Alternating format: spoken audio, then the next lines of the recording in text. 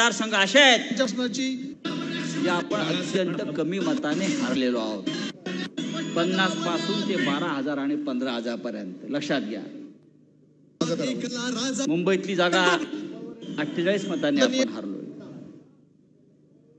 हातकणंगलेची जागा आपण 12,000 मताने हारलोय. बुलढाण्याची जागा आपण अत्यंत कमी मताने हारलोय.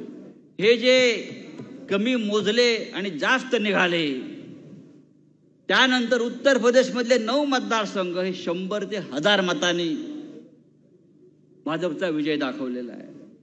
बिहारमध्ये याच पद्धतीनं झालंय. आणि या सगळ्यांचा जर मतांचा आकडा मोजला तर तो नेमका एवढाच आहे, 7 लाख. जिथे आपलं लक्ष नव्हतं, मतदान केंद्रावरील आपल्या लोकांनी जरासा गाफीलपणा दाखवला आणि त्याच्यामुळे हे अशा प्रकारचे विजय ते चोरू शकले, आपल्याकडनं हिसकावून घेतले शकले.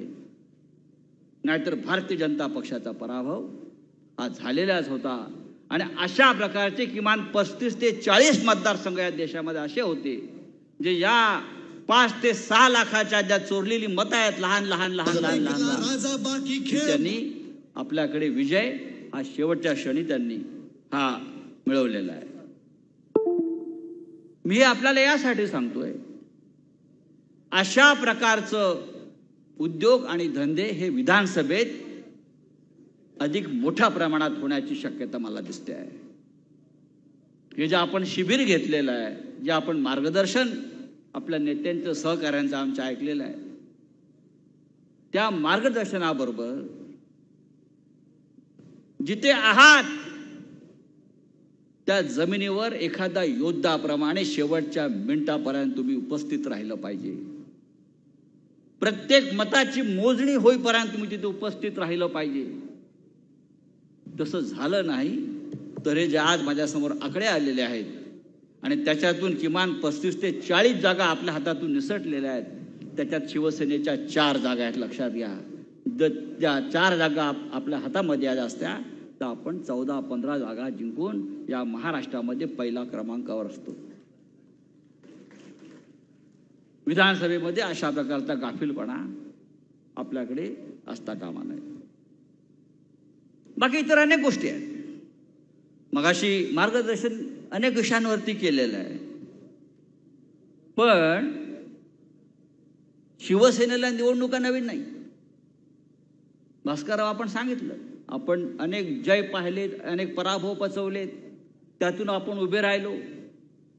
हिंदुहृदय सम्राट बाळासाहेब ठाकरे हे असताना आणि त्यांच्यानंतर उद्धवजी असताना अनेक वार आपण छातीवरही झेलले आणि पाठीवरही झेललेले आहेत. बाळासाहेब ठाकरे ते नेहमी सांगायचे, हिंदुहृदय सम्राट, माझ्या पाठीवर इतके वार झालेत, इतके घाव झालेत, आता नवीन घाव झेलण्यासाठी माझ्या पाठीवर जागा राहिलेली नाही. या सगळ्या प्रसंगातून आपण इथपर्यंत आलेलो आहोत. लावला आणि संपूर्ण महाराष्ट्रामध्ये हिंदवी स्वराज्याचं पीक काढलं. आम्ही छत्रपती शिवाजी महाराजांच्या फॅन्स क्लबचे मेंबर आहोत, औरंगजेबाचे नाही. हे मी वारंवार सांगतो आणि पुन्हा सांगतो.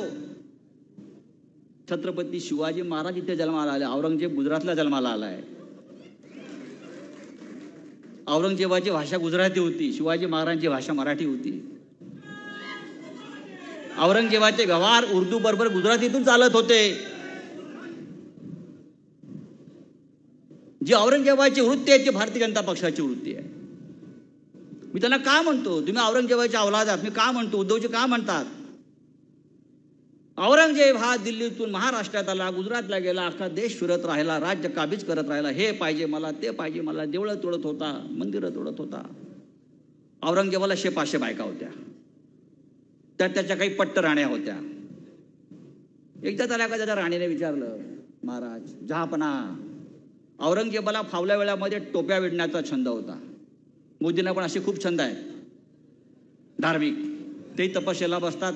औरंगजेबी ध्यान करत होता, जपमाळ ओढत होता. आपण त्याचे फोटो पहा.